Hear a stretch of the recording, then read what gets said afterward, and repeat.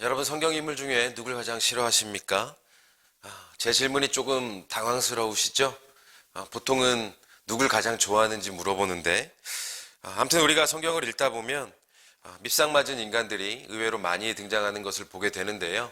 예를 들면 하나님의 말씀을 어기고 여리고성에서 전리품을 취했다가 아이성과의 전투에서 패배하게 만든 이 아간이라는 사람이 있고요. 또 하나님을 후회하게 하실 정도로 정말 밉상짓만 골라 했던 사울 왕도 있고, 또 은삼십에 예수님을 배신하고 팔아넘긴 제자 가룟 유다 등등 해서 성경의 독자들로 하여금 분노를 유발하게 하는 밉상들이 여럿 있는 것 같습니다. 그런 밉상들 중에서 저는 개인적으로 오늘 본문의 내용과 연관이 깊은 이 엘리 대제사장의 두 아들 홈리와 비느하스가 가장 마음에 들지 않는데요. 제가 제 마음에 드느냐 들지 않느냐가 중요한 것은 아니지만 주일학교 시절부터 유독 이 두 이름이 안 좋게 제 머릿속에 각인이 되어가지고 예수님의 12제자 이름은 종종 까먹어도 이 홈리와 비느하스 두 이름은 절대 까먹는 일이 없었더랬죠. 그러면 이들은 도대체 무슨 짓을 한 것일까요? 제가 왜 이토록 이 두 사람을 싫어하는 것일까요? 놀랍게도 이들의 신분은 백성들을 대신해서 하나님께 제사를 드리는 제사장이었습니다. 아버지는 대제사장, 아들들은 제사장인 굉장히 명망 있는 집안이었다라는 것이죠.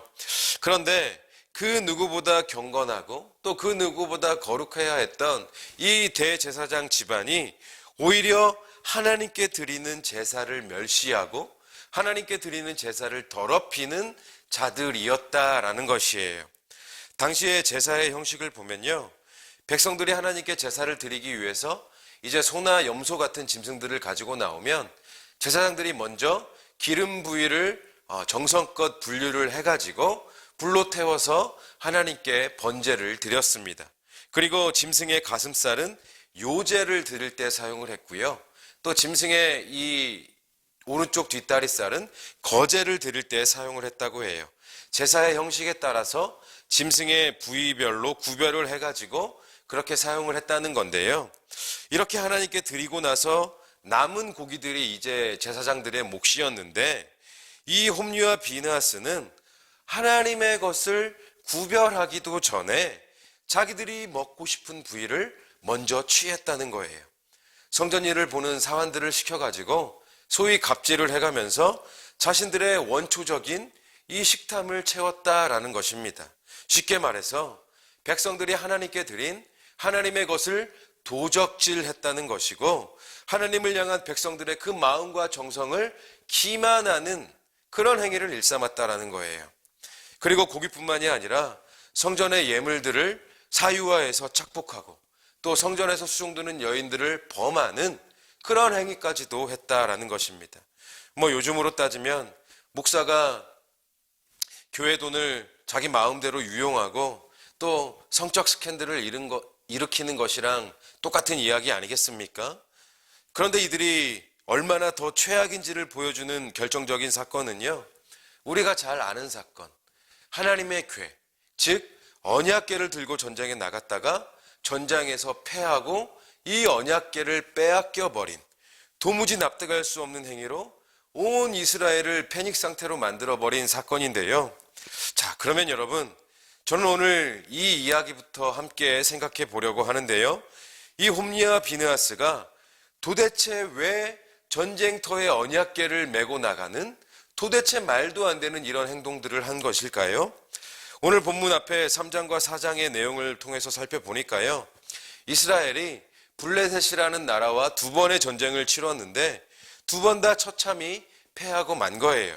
그래서 첫 번째 전쟁에서 4천 명이 죽는 이 대패를 당하고 난 이후에 대제사장 엘리와 홈리와 비느하스 그리고 또 이스라엘의 장로들이 모여가지고 이 최고 의결권을 가진 이 지도자들이 모여가지고 국무회의를 연 거예요.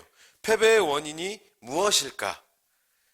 그런데 이 사람들이 이 패배의 원인에 대해서 어떤 결론을 내리냐면 전쟁터에 언약궤를 가지고 나가지 않았기 때문이라는 도대체가 말도 안 되는 엉뚱한 결론을 내려버린 겁니다.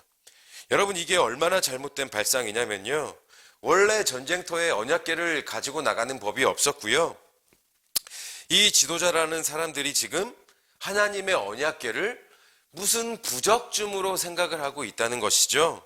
하나님을 향한 신앙을 몸에 부적을 지니고 있으면 이길 수 있다고 믿는 그 정도 수준의 얄팍한 미신으로 만들어 버린 거예요. 여러분, 이거 우리도 굉장히 조심해야 되는 부분인데요, 십자가를 무슨 부적처럼 여겨서 몸에 지니고 다닌다거나 아니면 자동차 다시방에 성경책을 올려놓으면 사고를 막을 수 있다고 생각하는 이런 류의 이상한 기독교적 미신들이 우리 삶 속에 은근히 많이 있거든요. 옳지 않죠. 옳지 않아요. 하나님을 향한 숭고한 신앙을 저급한 미신적 신앙으로 만들어버리는 것 아니겠습니까? 우리가 굉장히 주의하고 또 조심해야 되는 부분이에요. 아무튼 그래서 두 번째 전쟁에서는 언약궤를 둘러매고 이스라엘이 이렇게 승리를 확신하며 나아갔는데, 하지만 결과는 어땠습니까? 오히려 더 큰 참패를 당하고 말았습니다. 홈리와 비느하스를 비롯해서 무려 3만 명의 병사들이 사륙을 당하고, 아버지 엘리는 충격을 받고 의자에서 뒤로 넘어져서 목이 부러져 죽고, 또 비느하스의 아내는 출산을 하다가 죽고, 그렇게 온 이스라엘에 곡소리가 울려 퍼지고, 무엇보다 하나님의 언약궤를 빼앗긴 대참사가 벌어지고 말았다는 것입니다. 여러분, 이 언약궤가 얼마나 중요한 의미를 가진 것이냐면요, 하나님께서 직접 새겨주신 십계명의 이 원판이 이 언약궤 안에 들어 있었고요, 그리고 하나님의 권세를 상징하는 아론의 쌍난 지팡이도 이 언약궤에 들어 있었고, 그리고 하늘에서 내렸던 만나가 담긴 항아리도 여기에 들어 있었던 거예요. 즉 하나님의 임재의 상징이자 이스라엘의 역사성과 정체성이 고스란히 담겨 있는 보물 중의 보물들이 이 언약궤 안에 들어 있었다라는 겁니다. 그리고 이스라엘이 광야를 떠돌던 이 40년 동안 이스라엘의 진영 정가운데에 이 언약궤를 모시고, 언약궤가 가면 온 이스라엘이 가고 언약궤가 멈추면 온 이스라엘이 멈추고, 이 정도로 이 언약궤가 가지고 있는 의미는요, 말로는 표현이 안 될 정도로 너무나도 중요한 가치와 의미를 가지고 있었다란 말이죠. 그래서 성경에서도 언약궤를 빼앗기고 나서 하나님의 영광이 이스라엘에게서 떠났다라고 표현할 정도예요. 그러면 여러분, 이스라엘이 이런 최악의 결과를 만들어낸 이유는 무엇일까요? 그 원인은 무엇이었을까요? 바로 패배의 원인을 잘못 진단했기 때문입니다. 패배의 원인을 잘못 진단했다. 뭐든지 그렇지 않습니까? 바른 진단이 선행되어야만 바른 해결책, 바른 처방이 나올 수 있는 거거든요. 그런데 언약궤가 없었기 때문이라는 이 얼토당토 않는 진단을 내려버린 겁니다. 자신의 신분을 망각하고 예배를 멸시하고 제사를 더럽히고 하나님의 것을 도적질하고 하나님 앞에 패역하고 불순종한 자신들의 그 죄가 원인이라는 것을 이들이 인정하지 않은 것입니다. 그 사실을 받아들이기를 거부하고 회개를 거부하고 엉뚱한 곳에서 원인을 찾는, 아니 자신들의 죄악을 숨기기 위해서 핑곗거리를 만들어냈다는 것입니다. 한마디로 자기 자신을 돌아볼 줄 모르는 심각한 영적 불감증이 이런 최악의 결과를 만들어냈다는 것이에요. 패배의 이유는 다른 데 있는 것이 아니었습니다. 자기 자신들이 바로 패배의 원인이었어요. 자기 반성이 없고 자기를 돌아보지 않는 신앙은요, 늘 언제나 이토록 심각한 결과를 만들어내게 되어 있는 거거든요. 그래서 여러분, 우리도 이런 부분이요, 자기 자신의 영적인 상태를 진단하고 점검함에 있어서 우리가 깊은 경각심이 있어야 합니다. 영적으로 꽉 막혀 있는 것 같고, 기도도 잘 안 되고, 찬양하는 것도 너무나도 힘이 들고, 말씀을 듣고 말씀을 보아도 공허함만 있을 뿐이고, 인간관계도 너무나도 힘들고, 삶 가운데 계속해서 어떤 문제들이 생겨난다면요, 가장 먼저 자기 자신을 돌아보아야 하는 거예요. 자기 반성이 1번이에요. 다른 데서 억지로 핑계를 만들어내려고 하지 말고, 남 탓하지 말고, 상황 탓하지 말고, 뼈를 깎는 고통으로 자신의 영적 상태와 자신의 언행들을 돌아보고 하나님 앞에 불순종한 것이 있지는 않은지, 하나님보다 우선순위에 둔 것이 있지는 않은지, 나의 예배가 하나님 앞에 거룩한 산 제사로 드려지고 있는지, 그렇게 스스로를 냉정하게 돌아보아야 한다는 것입니다. 그래서 버릴 것이 있으면 빨리 버리고, 돌이킬 것이 있으면 빨리 돌이키고, 회개할 것이 있으면 회개하고, 순종할 것이 있으면 주저하지 않고 순종하며 하나님 앞에 나아가는 것이, 이게 우리 믿는 사람들이 가지고 있는 진정한 지혜고, 이게 우리 믿는 자들이 세상과 구별된 모습 아니겠습니까? 하나님께서 우리에게 책망의 매를 드실 때는요, 매를 드는 그 자체가 목적이 아니잖아요. 잘못을 깨닫고 회개하고 돌아와서 순종하게 하시는 것이 하나님의 목적이거든요. 우리가 너무나도 단순한 이 진리를 다시 한번 마음에 새기고, 늘 하나님 앞에서 자기를 반성하고 자기 스스로를 돌아보는 그런 우리가 되어야 할 줄로 믿습니다. 자기 반성이 1번이다. 기억하셨으면 좋겠어요. 그러면 계속해서 이어지는 본문의 상황을 보니까요, 하나님의 언약궤를 빼앗은 이 블레셋 사람들이 이 언약궤를 어떻게 처리하나 봤더니, 자신들이 섬기는 다곤이라고 하는 이 우상신의 신전에다가 언약궤를 가져다 놓았습니다. 이 블레셋이 섬기던 다곤이라고 하는 신은요, 대부분의 가나안 우상들이 그러하듯이 농사의 풍요와 다산을 관장하는 신으로 그렇게 여겨졌는데요, 성경에 자주 등장하는 바알 신의 아버지로 그렇게 믿어졌습니다. 이 우상신들에게도 지들 나름대로는 서열이 있고, 바알의 아버지격이다 그러면 서열 랭킹에서 최상위급의 위치에 있는, 나름 끝발이 있는 그런 우상신이었다라는 거죠. 그리고 이 다곤의 생김새는요, 반신반어, 상체는 사람의 형상을 하고 있고 하체는 물고기의 모습을 하고 있었다고 그래요. 우리가 인어공주를 떠올리면 될 것 같은데요, 물론 인어공주처럼 이쁘고 멋있는 그런 비주얼은 당연히 아니었겠죠. 인터넷으로 다곤이라고 이렇게 검색을 해보시면 사진이나 또 자세한 내용들이 나와 있으니까 참고를 하시면 될 것 같고요. 아무튼 이 블레셋 사람들이 이 다곤의 신전에다가 하나님의 언약궤를 가져다 놓았는데, 여기서 중요한 것은 뭐냐면요, 당시의 전쟁 문화를 보니까 섬기는 신이 각기 다른 두 나라가 전쟁을 하잖아요. 그러면 승리한 나라는 패배한 나라가 섬기던 신의 신전을 부수고 신전의 중요한 물건들을 약탈해서 자기들이 믿는 그 신의 신전에다가, 그 신상 앞에다가 가져다 놓습니다. 지금 블레셋이 하나님의 언약궤를 다곤의 신상 앞에 가져다 놓은 것처럼요. 그런데 이런 행위가 갖는 의미는 굉장히 의미심장한 영적인 의미를 가지고 있는데요, 당시의 사람들은 국가 간의 전쟁을 두 나라의 신들이 맞붙는 신들의 전쟁이라고 믿은 겁니다. 신들의 전쟁이에요. 우리 신과 너희 신이 싸웠는데 우리 신이 이겼다는 거죠. 그래서 패배한 신의 이 물건을 가져다가 자기 신에게 제물로 이렇게 바치는 겁니다. 니들이 섬기는 신보다 우리 신이 더 강하다.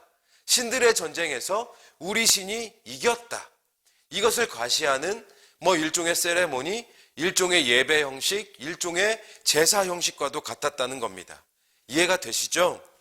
그런데 지금 어떤 상황이 벌어졌다고요? 무슨 일이 벌어졌다고요?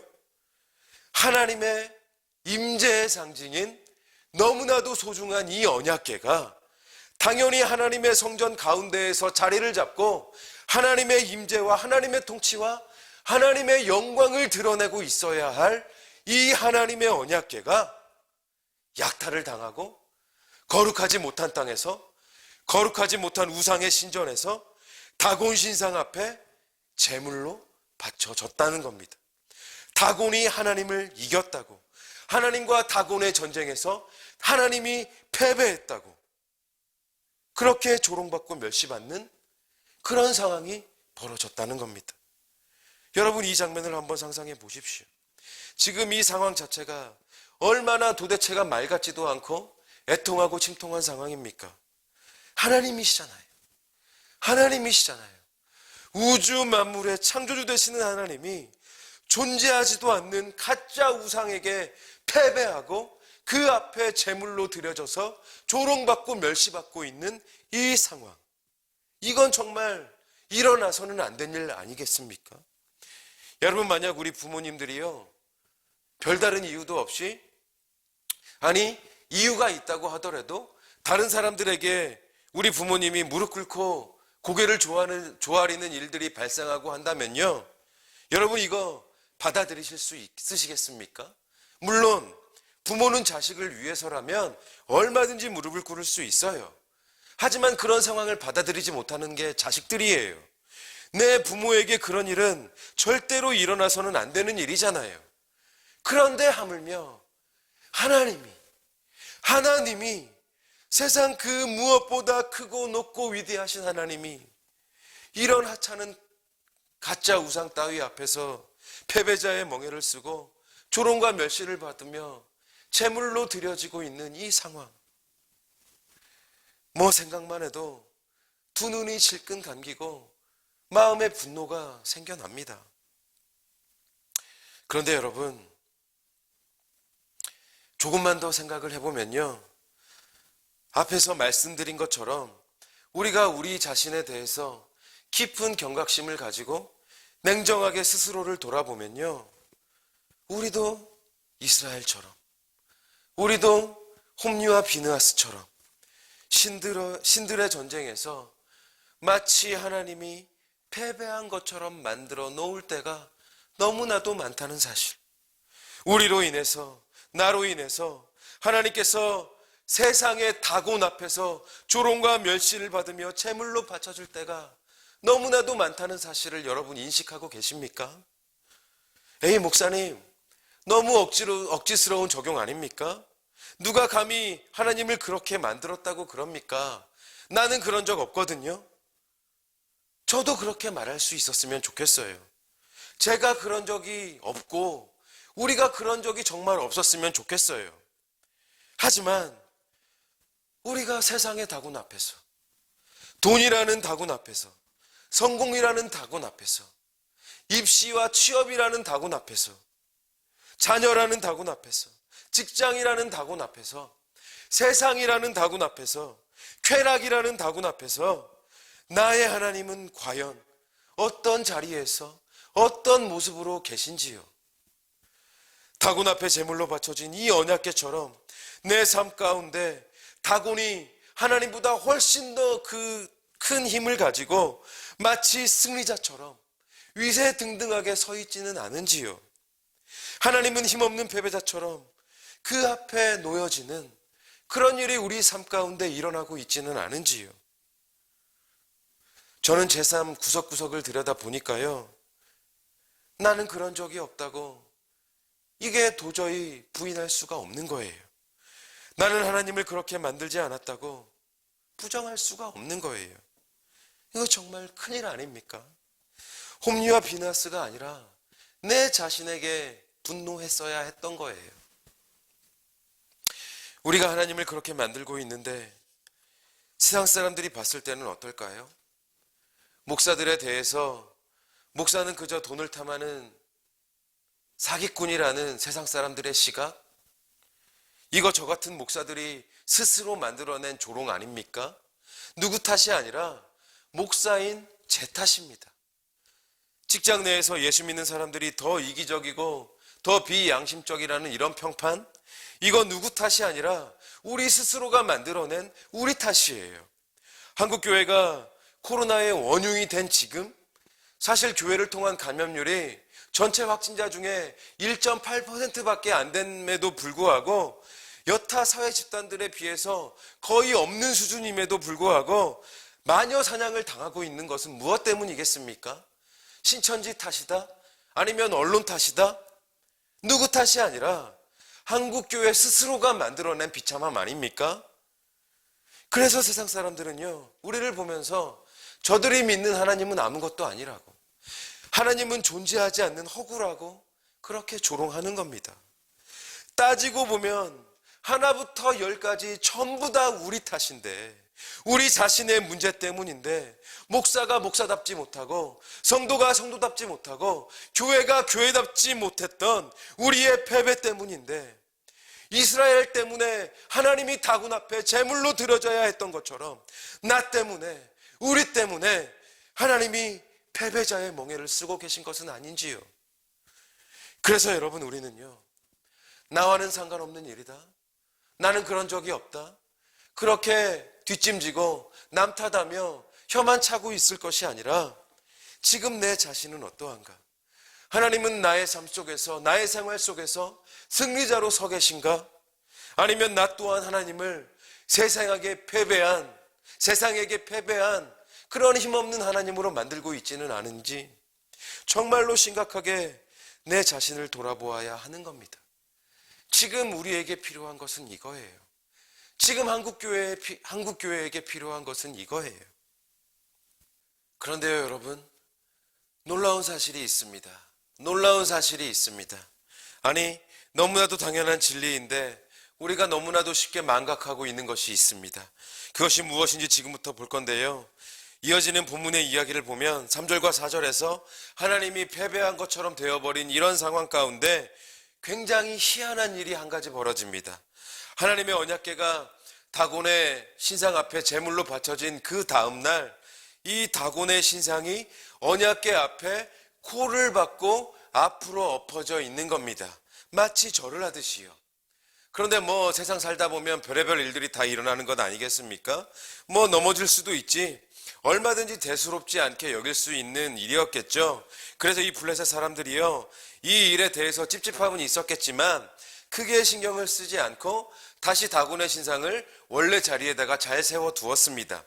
그런데 다음날 더 이상한 일이 벌어진 겁니다. 다곤의 신상이 어제처럼 이 언약궤 앞에 엎어져 있었는데 어제와는 다른 점이 있었어요. 엎어진 다곤의 신상을 보니까 이 신상의 머리와 두 손이 잘라져서 없어진 겁니다. 어디 갔나 봤더니 이 머리와 손이 몸통에서 잘라진 채로 저쪽 문지방으로 굴러가 있는 거예요. 여러분, 이게 지금 무슨 상황일까요? 역시 당시의 전쟁 문화를 통해서 이 상황을 살펴보면요, 전쟁에서 승리한 나라의 왕은 패배한 나라의 왕을 데려다가 어떻게 했냐면 먼저 패배를 인정하게 하는 의미로 꿇어 엎드려서 절하게 했습니다. 그리고 나서 이제 네 힘으로는 아무것도 할 수 없다라는 의미로 양손의 손목을 잘랐다고 그래요. 그리고 다음에 이제 이 왕의 목을 베어서 높이 쳐들고 전쟁에서의 승리를 선언했다고 그럽니다. 그런데 지금 자기들의 신 다곤이 하나님의 언약궤 앞에서 손과 머리가 잘라진 채로 엎어져 있는 거 아니겠습니까? 이게 이제 싸한 거예요. 이제서야 이제 블레셋 사람들의 마음에 두려움과 공포심이 생겨나기 시작한 거예요. 그런데 이걸로 끝이 난 것이 아니라 이 다곤 신전이 있던 아스돗이라는 블레셋 성읍 전체에 갑자기 전염병이 막 돌기 시작하더니 수많은 사람들이 죽어나가고 성읍이 다 망하게 생긴 겁니다. 그래서 블레셋의 지도자들이 모여가지고 고심을 했는데 언약궤를 한번 다른 곳으로 한번 옮겨보자. 그래서 가드라고 하는 성읍에다가 언약궤를 옮겨놨는데 역시나 똑같은 독한 종기 이 재앙이 발병해가지고 수많은 사람들이 또 죽어나가는 겁니다. 그래서 다른 성읍으로 옮기면 똑같은 재앙이 또 발병하고 이 언약궤가 옮겨지는 성읍들마다 독한 종기가 발병해서 창궐해서 사람들이 죽고 이 성읍이 망해가는 겁니다. 성경은 이런 상황을 5장 12절에서 독한 종기로 치심을 당해 성읍의 부르짖음이 하늘에 사무쳤더라. 블레셋은 지금 이런 상태인 거예요. 그래서 결국 이 블레셋 사람들이 하나님의 언약궤를 다시 이스라엘로 돌려보내겠다는 결심을 하게 되는데, 그냥 단지 언약궤만 돌려보낸 것이 아니라 하나님께 제물로 드릴 금과 짐승들을 더해서 돌려보내는, 하나님께 제물로 드릴 것들을 더해서 돌려보냈다라는 겁니다. 여러분, 이게 무슨 이야기겠습니까? 블레셋 사람들 스스로 지금 다곤의 패배를 인정하고 하나님의 승리를 받아들이는, 하나님께 제물을 바침으로 하나님의 승리를 높이고 칭송하는 이런 기가 막힌 역사가, 기가 막힌 반전이 일어났다라는 겁니다. 여러분, 이것이 의미하는 것은 무엇이겠습니까? 하나님을 이겼다는 다곤이 왜 하나님의 언약궤 앞에서 코를 박고 엎어져 있는 것이었겠습니까? 왜 다곤의 손과 목이 잘려져 있던 것이겠습니까? 왜 언약궤가 옮겨지는 성읍들마다 재앙이 몰아치고 수많은 사람들이 죽어나간 것이겠습니까? 왜 블레셋은 다곤의 패배를 인정하고 하나님을 높이며 언약궤를 이스라엘로 돌려보낸 것이겠습니까? 이것은 명명백백하게도, 이것은 너무나도 분명하게도 하나님은 결코 그 누구에도, 그 무엇에게도 절대로 패배하시는 분이 아니시라는 것입니다.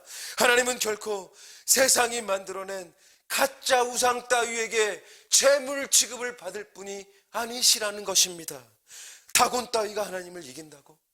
세상이 하나님을 이긴다고? 그것은 불가능. 그것은 넌센스. 그것은 거짓말. 그것은 절대로 일어나지 않는 일인 것입니다. 아니, 일어날 수 없는 일인 것입니다. 세상의 권세가 아무리 왕성하고 자기들이 다 이긴 것처럼 기세를 높인다고 할지라도 그것들을 꿇어 엎드리게 만드시는 하나님, 그것들의 목과 손을 단칼에 베어버리시는 하나님, 그것들을 통해서도 영광 받으시는 하나님, 여호와 하나님께서 그런 분이심을 너무나도 분명하게 증명하고 계신 것입니다. 하나님은 그런 하나님이시라는 겁니다. 너희는 눈을 높이 들어 누가 이 모든 것을 창조하였나 보라. 그의 권세가 크고 그의 능력이 강함으로, 그의 권세가 크고 그의 능력이 강함으로 그는 모든 나라보다 높으시며 여호와의 영광은 하늘보다 높으시도다. 할렐루야, 할렐루야. 그러면 여러분, 여기서 잠깐 여러분 마음에 혹시나 있을지 모를 찝찝함과 의심을 해결해 드릴 건데요. 어쨌든 이스라엘이 전쟁에서 패배하고 언약궤를 빼앗긴 것은 맞지 않습니까? 그리고 하나님의 언약궤가 잠시지만 다곤에게 제물로 바쳐지고 패배의 멍에를 쓴 것도 맞지 않습니까? 애초에 하나님께서 이스라엘을 전쟁에서 이기게 하셨으면 이런 일은 안 일어나도 되는 것 아니었겠습니까? 이런 합리적인 의심들 인정합니다. 그런데 여러분, 제가 아까 전에 부모는 자식을 위해서 얼마든지 무릎을 꿇을 수 있다는 말을 스쳐 지나가듯이 했었는데요. 이 말에 답이 있습니다. 부모는 얼마든지 자식들을 위해서 무릎을 꿇을 수 있다. 이것이 무슨 이야기냐면요, 하나님이 힘이 없고 하나님이 능력이 없어서 이런 피동적이고 수동적인 패배를 당하신 것이 결코 아니라 이스라엘을 위해서 타락하고 범죄한 이스라엘이 죄에서 돌이키고 하나님께 회개하게 만들기 위해서, 죽어가던 이스라엘을 다시 소생시키기 위한 하나님의 능동적인 계획과 주권적인 섭리였다라는 것입니다.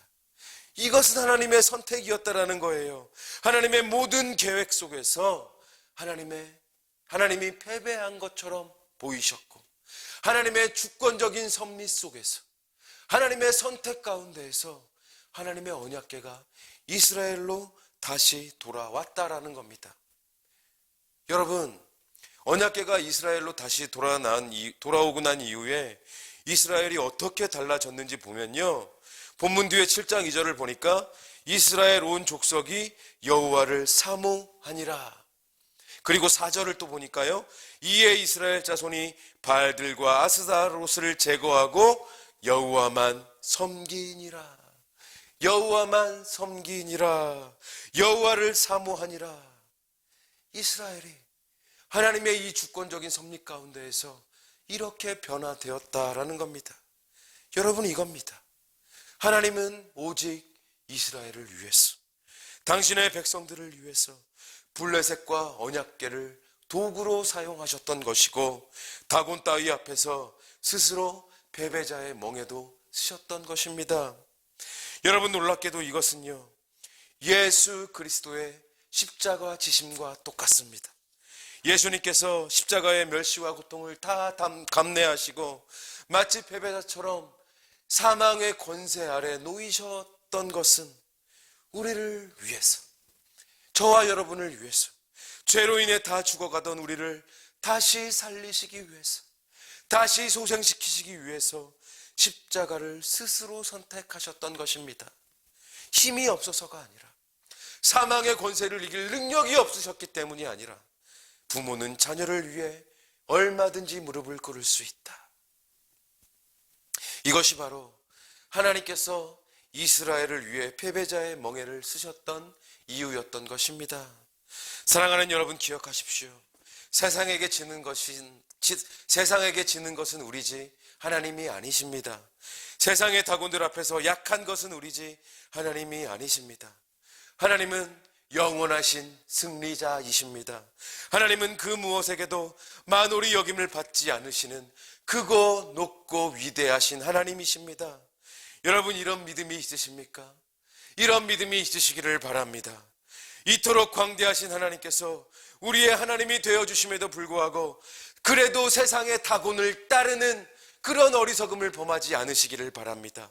손이 잘리고 목이 잘린 다곤과 같은 가짜들에게 굴복하는 저와 여러분들이 되지 않으시기를 바랍니다. 하나님은 그 어떤 다른 것과 비교되거나 그 어떤 다른 것과 동일선상에 놓이시는 것을 용납하지 않으시는 분이십니다. 그것이 무엇이든지 간에 반드시 그것들의 목과 손을 잘라 굴복하게 만드시는 하나님이신 것입니다. 너희는 눈을 높이 들어 누가 이 모든 것을 창조하였나 보라. 그의 권세가 크고 그의 능력이 강함으로 그는 모든 나라보다 높으시며 여호와의 영광은 하늘보다 높으시도다. 할렐루야, 할렐루야.